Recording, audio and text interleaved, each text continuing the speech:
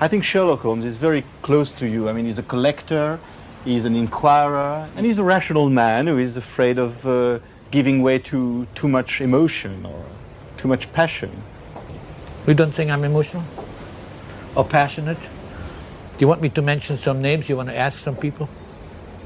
Well, I think in a way that your later films, like precisely Sherlock Holmes and Avanti, have a more mellow mood and more romanticism. Don't say that. That scares me. I must stop that. I don't want to be known as that. I want to be known as a cynic, as somebody with a vitriolic tongue. I like that much better. I don't want to be known as a softie. Please. We won't keep that. No. Just we keep it, but we keep it between us, a secret, okay?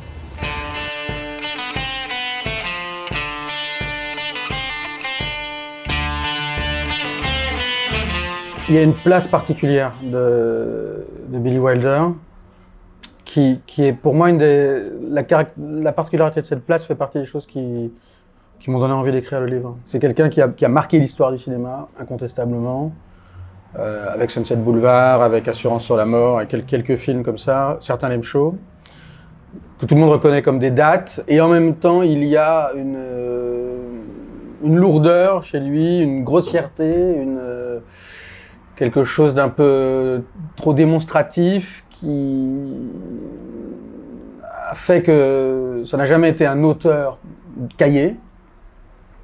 Et je pense que pour une partie de la cinéphilie, c'est un cinéaste qui est évidemment dans le paysage, mais qui n'est pas un cinéaste qui compte.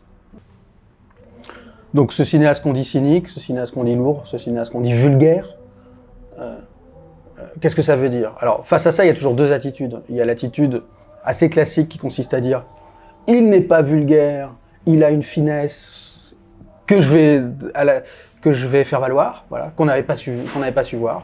Il n'est pas cynique, au contraire, il est tendre, il n'est pas ceci, voilà. » Moi, c'est pas ce que j'ai voulu faire, c'est plutôt dire « ok, on dit qu'il est lourd, on dit qu'il est vulgaire, regardons ce qu'il en est véritablement de cette lourdeur, de cette vulgarité. Prenons-les comme tel. Et ne considérons pas qu'il est impossible de s'intéresser à un cinéaste parce qu'il est vulgaire, ou que si on s'intéresse à un cinéaste qu'on nous présente vulgaire, alors on va être obligé de nous montrer qu'en vérité, il n'est pas vulgaire. Voilà. Essayons de le prendre de face, si je puis dire.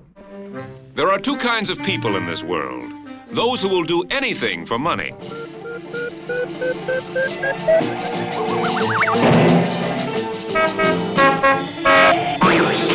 And those who will do almost anything for money.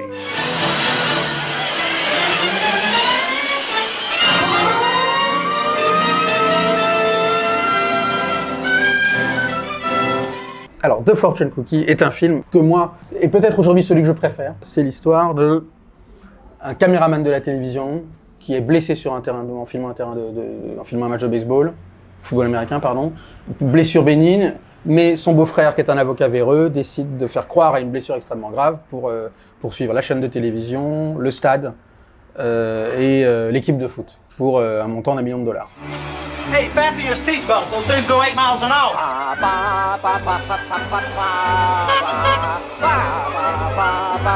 On retrouve dans ce film une structure qu'on retrouve assez souvent dans son cinéma, qui est le rapport d'un homme qui est véritablement cloué au sol, là, puisqu'il est dans un fauteuil roulant avec une lumière, et un autre homme qui virevolte. Oh, doesn't it do your heart good? I have a hunch you'll be up and around in no time. Now look, sister, I asked you to pray for him, but we don't want any miracles. C'est une chose sur laquelle le livre s'attarde beaucoup.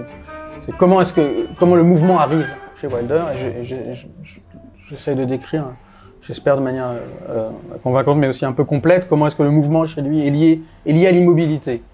Et j'essaye justement de me battre avec l'idée que, dans la mesure où c'est un mouvement lié à l'immobilité, on pourrait croire que c'est un mouvement en vérité mortifère, c'est-à-dire un mouvement qui n'existe que parce qu'il est une sorte de danse autour d'une tombe, on pourrait dire ça, parce que le gouffre chimère, c'est exactement ça. Et Fedora aussi, d'une certaine manière. Et j'essaie de montrer comment est-ce qu'il y a malgré tout chez lui une positivité du mouvement, en dépit de cet ancrage, de ce poids mort, parce que c'est l'expression, de cette pesanteur, de cette gravité qui est présente. Bon, mais plus spécifiquement dans The Fortune Cookie, la grande combine, la chose qui n'est pas très facile à décrire, c'est pour ça que j'y viens avec précaution, que je trouve passionnante, et qui donne, à mon sens, au film ce caractère, on pourrait dire d'obscénité, qui peut le rendre très mal aimable, et moi je pense que c'est un film que j'ai mis du temps à aimer vraiment, c'est que c'est un peu de personnages, principalement le caméraman Jack Lemmon et son beau-frère Walter Matthau, et en même temps c'est un film qui donne l'impression où tout est sans cesse adressé au spectateur, on dirait une espèce de pièce de théâtre. Walter Matthau par exemple, et Danet le disait dans la critique du film sur laquelle je m'attarde un peu, il joue pour le spectateur. Très souvent, il termine ses tirades en s'approchant de la caméra, et on n'est pas loin du clin d'œil en fait. You have no objections? As a matter of fact, I insist on it. To you gentlemen, it's just a question of money. But to me, it's a personal tragedy. My kid brother-in-law, possibly disabled for life. I'm sure you gentlemen will bring in the best doctors, kind of specialists we could never afford. Maybe you'll even send them to the Mayo Clinic. Don't worry, Mr. Hinkle will get a thorough going over. Good. Donc moi, ce qui m'a énormément plu dans ce film, c'est cette idée que tout ce qui est dit fait l'objet de ce que, c'est le titre d'un des chapitres, de ce que j'appelle, d'un mot un peu vague, appropriation. C'est-à-dire qu'il n'y a rien qui ne soit aussitôt, dont on ne cherche aussitôt à tirer profit, ou qu'on ne cherche aussitôt à faire valoir en rapport avec une cause ou en rapport avec des appareils. Ces appareils, ça peut être aussi bien la télévision, la surveillance, le journalisme, la charité, la justice, la médecine. Fake! Oh, these newfangled machines! Fake! They prove nothing!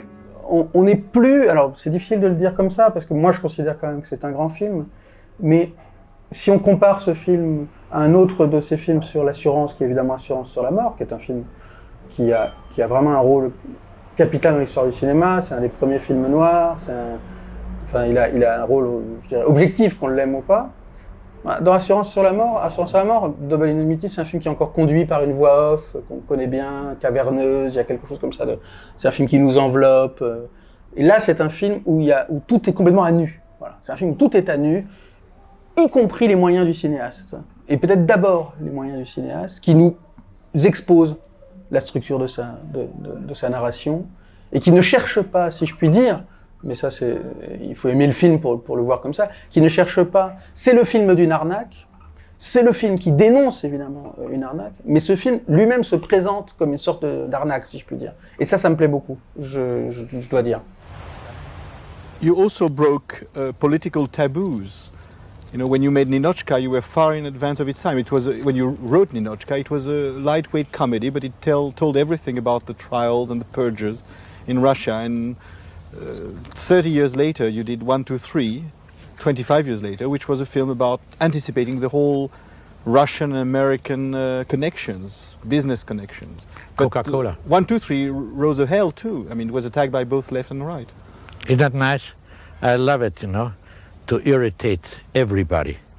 Ultimately, naturally, they're going to put me against this cellophane wall and shoot me from both sides. The communists, the capitalists. I love it.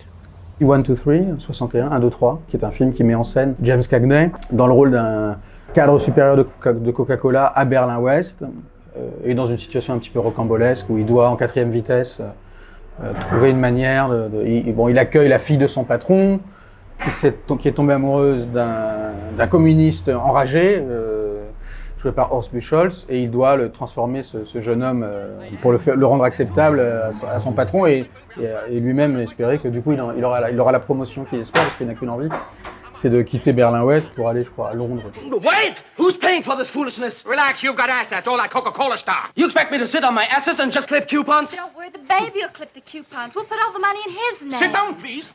I will not have my son grow up to be a capitalist. When he's 18, he can decide for himself whether he wants to be a capitalist or a rich communist. Donc c'est un film qui ne cesse de passer à toute allure du capitalisme américain au communisme soviétique, enfin du bloc de l'Est, en passant, si je puis dire, par des réminiscences. Mais justement, ce qui est fort chez Wilder, c'est qu'il n'y a pas de réminiscences, en passant par une présence, une permanence du nazisme. Sitzen machen. Évidemment, quand on découvre le film, ce que l'on voit, c'est un cinéaste qui, du nazisme, du communisme et du capitalisme, ne retient que des clichés. ne retient que des formules toutes faites, ne retient que des idées reçues. Alors, ça va depuis les dessous que portent les communistes jusqu'à je ne sais pas quoi, la manière de marcher, le claquement de talons des nazis. C'est-à-dire on a l'impression de quelqu'un qui ne cherche absolument pas à produire une analyse intéressante ou articulée de ce que c'est que le nazisme comme idéologie, ce que c'est que le capitalisme comme idéologie et le communisme comme idéologie, mais qui en traite, on pourrait dire, d'une façon comme dans une mauvaise publicité. Voilà, c'est-à-dire, ce ne sont que des situations typiques, ce ne sont que des situations grossières, et ce ne sont que des situations excessives. Sit down, boys. We have no objection. Cigarettes, cigars? Here, take one of these. Thanks. Made in Havana. We have trade agreement with Cuba. They send us cigars, we send them rockets. Good thinking. Now, I understand from Comrade Mission that you guys are very keen on getting Coca-Cola into Russia. He is totally wrong. I did not say we are keen. I said we are mildly interested. Nevertheless, Comrade Mission suggested we start with 6 bottling plants. Moscow, Leningrad, Stalingrad, Kiev. Oh, you know something? You guys got cheated. This is a pretty crummy cigar. Do not worry. We send them pretty crummy rockets. Qu'est-ce que c'est qu'une comédie dans un monde où tout le monde passe son temps à faire des blagues et à rire? Ce qui est le cas d'un 2-3. Un 2-3, c'est un concours de répartie, quoi. Voilà. Et il me semble que cette question était déjà celle de Lubitsch, et que chez Wilder, elle prend une forme beaucoup plus, on peut dire, grimaçante. Mais c'est une vraie question. C'est qu'est-ce que peut apporter un cinéaste de comédie dans un monde qui est déjà devenu la parodie de lui-même? Et je trouve que Wilder, je pense qu'il l'a ressenti, ce problème-là, avec une intelligence. Et encore une fois, il n'a pas cherché à jouer au plus fin. Il a cherché à exposer encore plus, avec encore plus d'obscénité, on peut le dire d'une manière qui n'est pas péjorative, ce monde où tout existe sous forme de farce, quoi. Peut-être que ces outrances, elles nous disent quelque chose en tant que telles. Qu'est-ce que c'est qu'un cinéaste qui ne s'est pas proposé d'être plus fin qu'un autre, d'une certaine manière, ou qui a voulu être plus fin qu'un autre à travers des moyens qui sont le contraire de la finesse. Il y a une phrase de lui que je cite pas dans le livre, mais qui résume ça très bien, parce que c'était, comme on sait, c'est quelqu'un qui est un grand pourvoyeur de bons mots, et il disait, je sais plus, je crois que c'était à l'occasion lorsqu'il a reçu un Oscar, parce qu'il était très oscarisé, il disait, je suis pas contre la subtilité, mais à condition qu'elle se voie. Voilà. Ce qui évidemment, voilà, c'est d'une certaine manière, c'est un peu le livre aussi. On peut voilà, qu'est-ce qu'on peut voir effectivement de fin, et bien sûr, mais à travers des moyens qui ne le sont pas, et qui ne veulent pas l'être, je pense.